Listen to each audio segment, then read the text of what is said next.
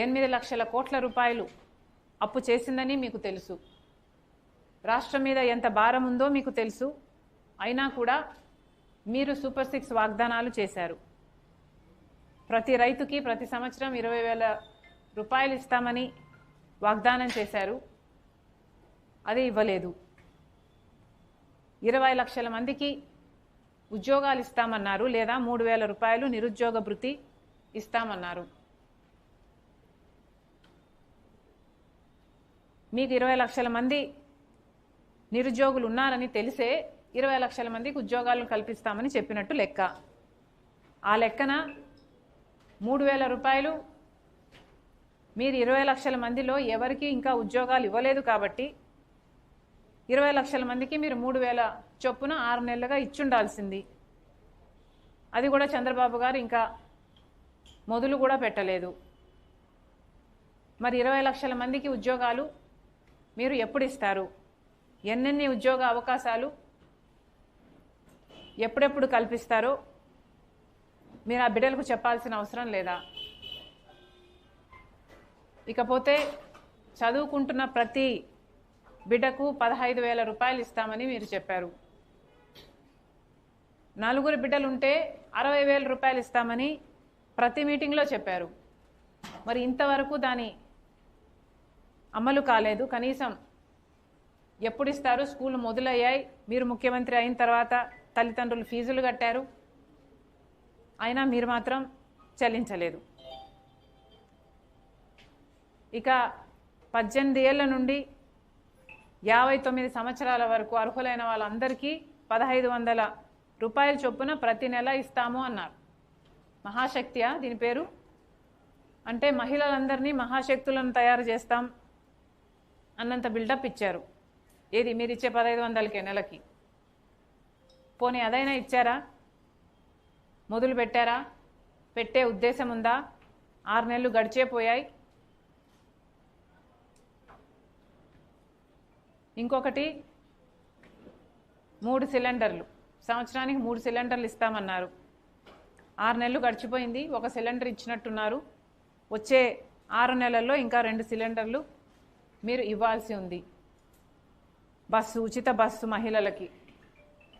ఇది చాలా మీ అన్ని స్కీముల కంటే, అన్ని పథకాల కంటే సూపర్ 6లో అతి తక్కువ కాస్ట్ పరంగా అతి తక్కువ ఉన్న స్కీము ఫ్రీ బస్సు.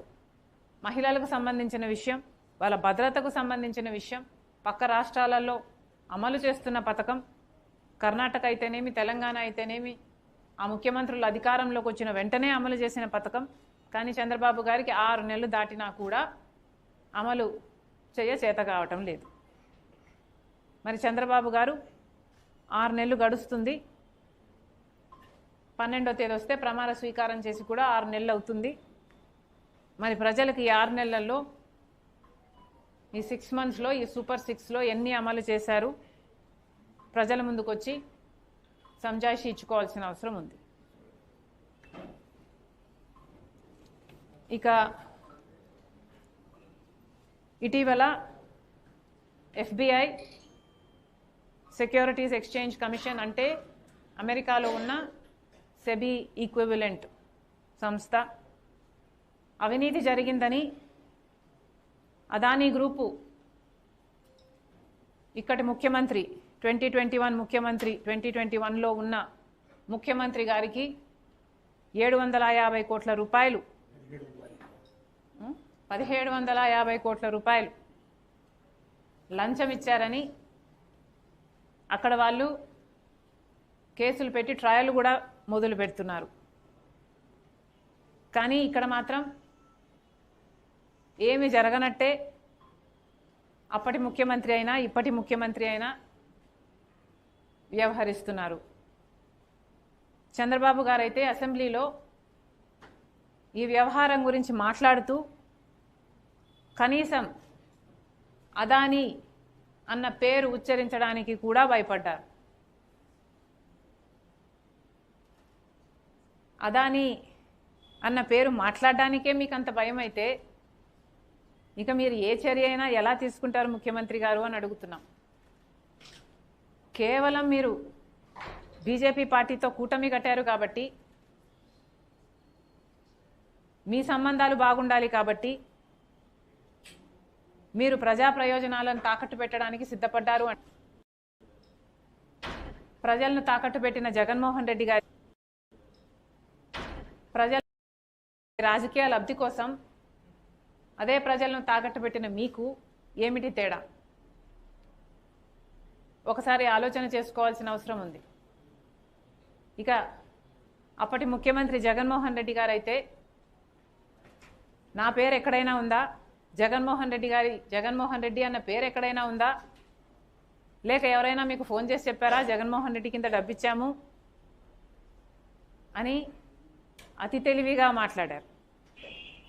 దీన్ని అతి తెలివి అనుకుంటున్నారో, అప్పుడు ముఖ్యమంత్రిగా ఎవరున్నారో 2021లో అందరికీ తెలుసు, మీకు కూడా తెలుసు.